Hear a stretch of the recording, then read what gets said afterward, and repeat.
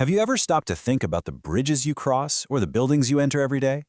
All of that is built on the expertise of engineers and geoscientists. But what's that expertise built on? Well, it's something surprisingly fragile: trust. And in Canada, that trust isn't just a nice to have. It's a privilege, and it has to be earned every single day. And the stakes, they are incredibly high. I mean, this one sentence says it all. If that confidence is shaken, the profession itself is endangered. We're not just talking about one person's career here. A loss of public trust threatens the entire profession's very right to exist, so let's get into why that is. All right, so let's talk about that foundation. You know, in Canada, a lot of professions like engineering and geoscience are self-regulated. Society basically looks at them and says, okay, we trust you to manage yourselves. But think about it. That's a huge leap of faith. So where does that trust actually come from? Well, it really rests on three core pillars. Society gives this privilege based on the assumption that every single professional is 1. Competent, 2. Acts ethically, and 3. Is completely accountable for everything they do. And these aren't just suggestions, they're the absolute non-negotiable terms of the deal. And this brings us to the central idea for today, this unwritten social contract. It's an invisible agreement between professionals and the public, but believe me, its terms are crystal clear.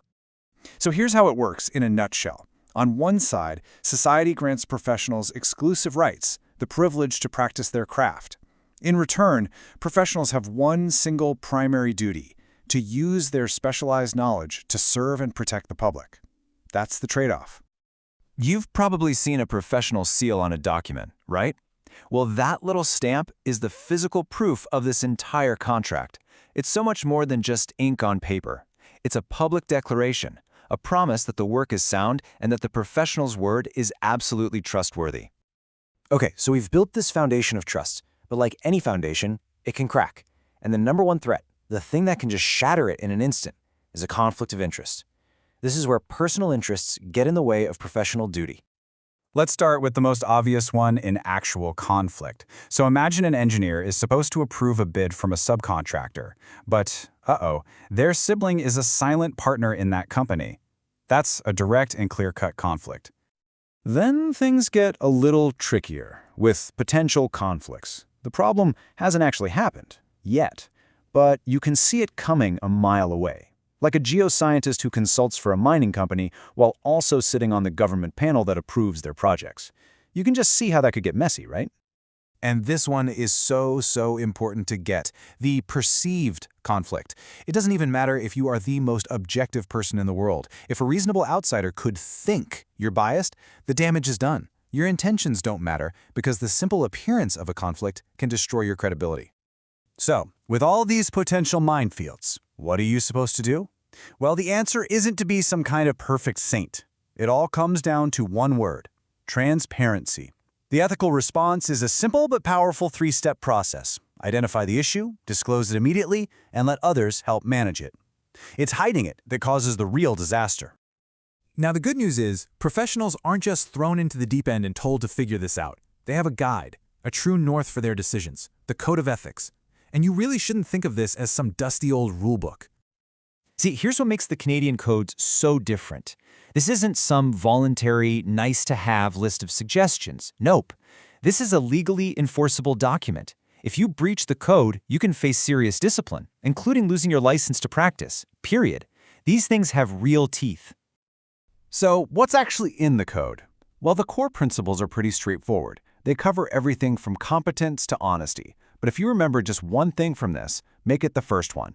Hold paramount the safety, health, and welfare of the public. That is the ultimate guiding star. And this code, it creates this incredible web of confidence for everyone.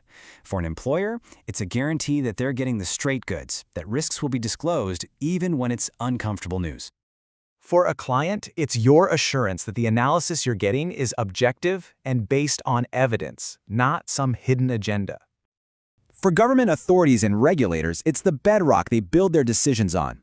It confirms that the reporting they receive is truthful and complete.